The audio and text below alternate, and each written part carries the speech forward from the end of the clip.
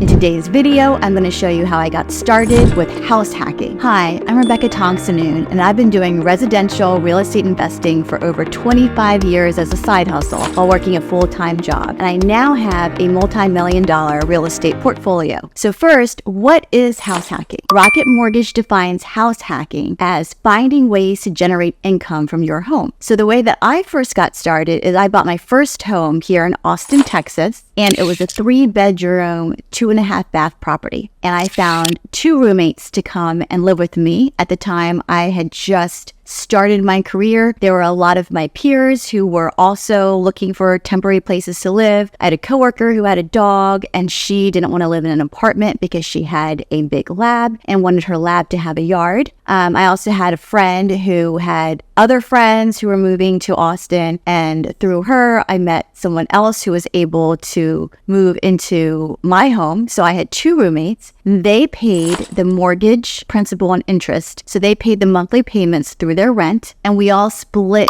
the utilities 3 ways. So for my living expenses, I was paying 1/3 of utilities to live in the house that I had purchased. I had put down the down payment, which was only 5% at the time. It was my first home. And at the time, I was able to do a 5%, what they called an 80-15-5. So that meant 80% was on one mortgage, 15% was on a second mortgage that was a little bit higher, and 5% was my own down payment. So after paying that 5% on that first house, my monthly payments were only a third of our utilities. And I was able to save up money to buy my second house and then rent out that first house. And I moved my roommates to my second house, which was nicer and newer and in a better neighborhood. And they wanted to move. They were happy to move there. And we did it again. So that's how I got started in house hacking. So there are several different types of house hacking. The first type is owner-occupied house hacking. And that means that the owner owns the property. And that's what I did, where I owned the house. I bought the house in my name, and I rented out the rooms to 2 different roommates. Eventually, those roommates, some would come, some would go, but I always ended up having 2 roommates. And eventually I went down to 1 roommate until I didn't have any more roommates because I just got tired of having roommates and wanted to live on my own. But until then, that's the type of house hacking that you could do, which is called owner-occupied.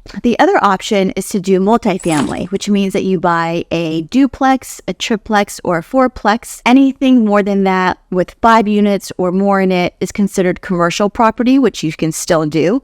But there's a whole different set of rules when it comes to commercial properties, which involves different lending rules, different taxes, etc. From my experience, duplex, triplex, and quadplex, those all fall under residential real estate. So you would live in 1 unit and you would rent out the other units. It's very similar to doing what I did with owner-occupied, except we all shared a house together, so we shared a living room and a kitchen. In this case, you would actually share just the common areas, the entrances, possibly driveways, but you would each have your own almost apartment unit in 1 single building, but you're still able to manage it pretty easily because you're living on site. And the other option is to do Airbnb. So you can Airbnb 1 or 2 rooms in your house. You can Airbnb your entire place for weekends that you're already leaving town. Or maybe you want to choose some of the bigger weekends. For example, here in Austin, South by Southwest is a huge time. You have ACL. You do have F1, or we used to have F1 racing, which was a big weekend. Now, the problem with some of those weekends is if you don't have a history built up and you don't have recommendations and reviews from previous people who have stayed in your property, it may be a little bit tougher, or you may have to reduce the price in order to get people to stay there for the first time. But once you get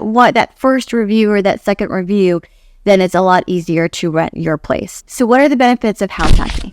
The first one is reduced housing expenses. So in my case, I went down from having to pay a mortgage payment that included principal, interest, taxes, and insurance, all the way to just paying 1/3 of my utilities. Even my utilities expenses were also reduced. The second thing is increased income. So now you have started building passive income. And that means you're going to work every day, but you're not trading in time for money. At this point, you're getting that check on the first of the month, and you are getting rent rental income, whether it's from Airbnb, whether it's from your roommates, or it is from other units. You are generating income from your property. And that is the first step into becoming a residential real estate investor. The third thing that you're doing is that you're building equity and wealth. So that property that you own, whether it's a single family home, whether it's a multifamily, it is building equity every single day. And while you have those roommates who are paying your income, your reduced housing expenses, you are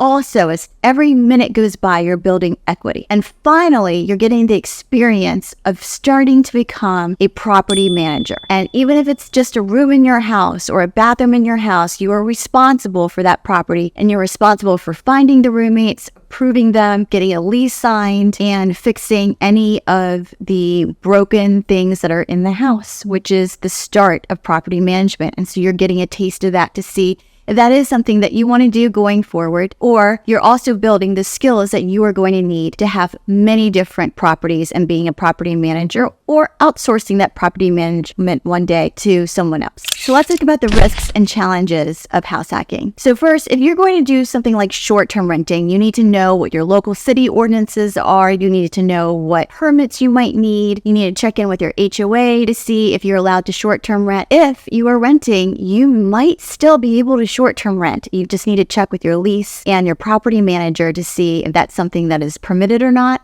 So if you are doing a rental and you have a lease, and in your lease there's nothing specified about you being able to short-term rent, and you talk to your property manager and they okay it, well, that's one way to reduce your housing expenses and to increase income. Some of the other risks involve you're going to become a property manager, and maybe that's just being a property manager for your own house, which you would have to do anyway, but you are going to become a property manager, which means that you have to select your tenants, you have to handle the turnover, you have to administer a lease and manage and execute on a lease, and do all the things that make you a property manager. And that does take time, and that is something that is a little bit risky. Now, today, with all of the tools that are available to you, you have ways to check on the credit of people, the background. Generally, if you're going to have, my rule of thumb was if I was going to have someone live in the house with me, I wanted to know who they were, or at least have a friend of a friend recommend them. I did, however, have someone who was a complete stranger answer an ad one day, and she worked out great. I probably did a background and credit check on her at the time, and she became one of my really good friends. So you never know, but those are definite risks that you are going to take on if you do decide to house hack. Is it worth it if you do it correctly? The risks are all manageable. There are so many great tools out there that could help you do this. And for me, the risks were definitely way worth the reward. Okay, so what are my final tips to make a successful house hacking experience? First, I would choose a way to house hack that fits your lifestyle. So if you already bought a house, let's say you bought a house during COVID when interest rates were really low, and you've got this great house and there's no one living in it right now beside you, and you know you just got started in your job, you graduated recently, and you know a lot of people who are renting, this is a perfect opportunity for you to go ahead and start house hacking. You know a lot of people who are needing to rent. People are moving to Austin every day, for example. Depending on where you live, you might have a whole group of people who are needing places to live, and this is a great opportunity. If you live somewhere where you have a lot of different events and you know that short-term renting is going to be really good, and there aren't that many hotels or people don't want to be in hotels, you could always try Airbnb. And the greatest thing about Airbnb is you can try it one weekend and see what happens, or you can try it for a few nights and see what it's like with one particular stay. And if you don't like it, you don't have to do it again. If you like it, you can continue doing it. And I bet you'll see once you get started on it, that income just coming to you for using the house that you already have, or a property that you already have that you're living in. That's something that is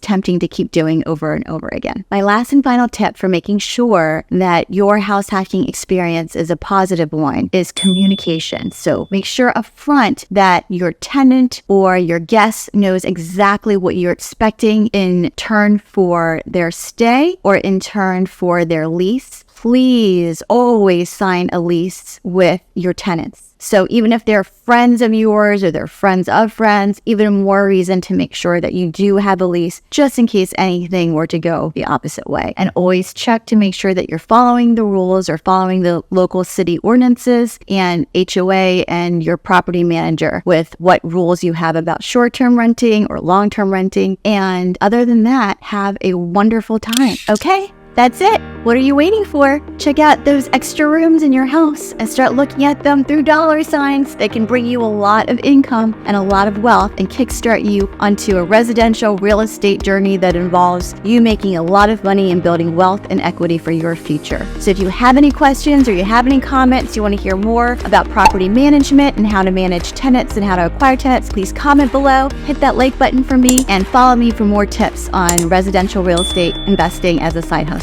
See you later.